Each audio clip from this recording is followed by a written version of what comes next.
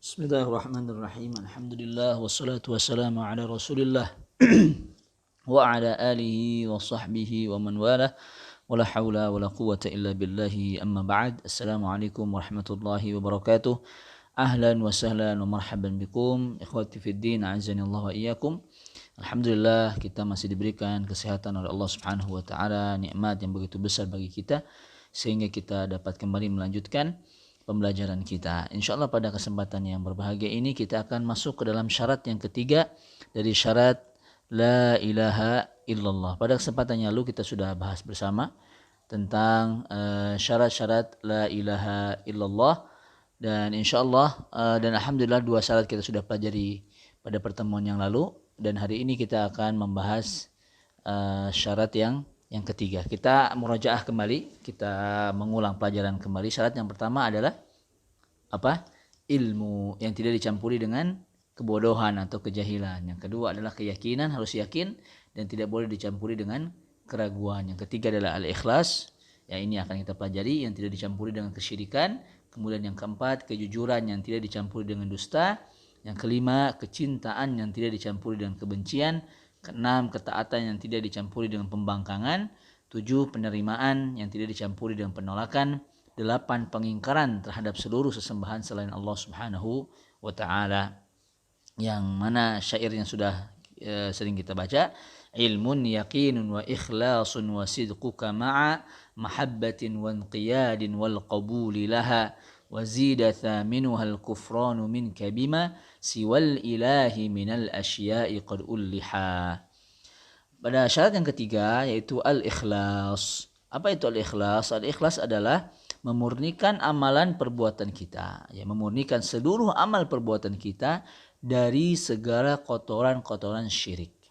Dari segala kotoran-kotoran syirik. Apa itu syirik? Nah, kalau kita di Indonesia biasanya ada orang syirik itu digunakan untuk iri. Kamu syirik sama saya karena saya punya rumah baru. Nah, syirik di sini bukan yang dimaksud dalam pengertian syirik lawan dari ikhlas. Kalau syirik dalam bahasa Indonesia ya syirik itu iri. Tapi dalam bahasa Arab asyirku artinya sekutu. Maka ikhlas itu lawannya adalah syirik. Ya, apabila orang ikhlas kepada Allah, ada juga orang yang syirik kepada Allah. Ya. Kemudian dan mengikhlaskan segala macam ibadah hanya kepada Allah. Jadi kita betul-betul memurnikan ibadah kita, ya, semua ibadah kita kepada Allah Subhanahu wa taala. Allah Subhanahu wa taala sudah berfirman, ya, dalam Al-Qur'an, yaitu ayat Quran surat Az-Zumar. Allah Subhanahu wa taala berfirman, fa'budillaha mukhlishan lahuddin, ala lillahi dinul khalis. Fa'budillaha mukhlishan lahuddin. Maka beribadah kepada Allah dengan memurnikan ketaatan kepadanya.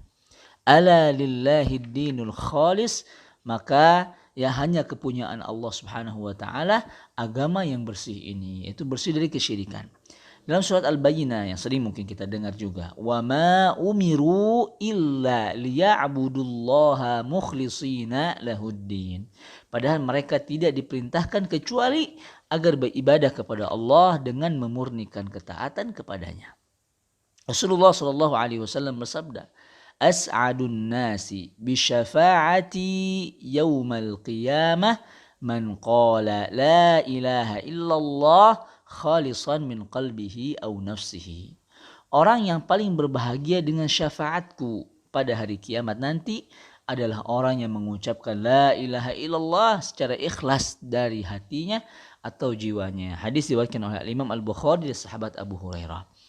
Maksudnya adalah ketika kita mengucapkan la ilaha illallah, kita faham maknanya. Tidak ada ilah yang berhak disembah kecuali Allah. Kemudian kita meyakini lafaz ini. Kemudian setelah itu kita ikhlas. Semata-mata mengucapkan kalimat ini hanya untuk Allah. Bukan karena yang lain. Satu permasalahan yang terjadi. Orang kafir. Yang ingin menikah dengan seorang wanita muslim. Ya, yang dia sangat mencintainya. Kemudian dia masuk agama Islam mengucapkan la ilaha illallah bukan karena Allah. Akan tetapi demi menghalalkan wanita tersebut. Karena dalam misalnya keluarga perempuannya ya tidak mau menikah kecuali dengan orang muslim. Nah, maka dia masuk Islam karena wanitanya. Nah, maka bisa kita lihat setelah ia mengucapkan syahadat kemudian menikahinya, apabila wanita tersebut ternyata tidak sesuai keinginannya, maka biasanya dia akan kembali lagi murtad. Maka di sini sangatlah penting. Kemudian ada orang masuk Islam.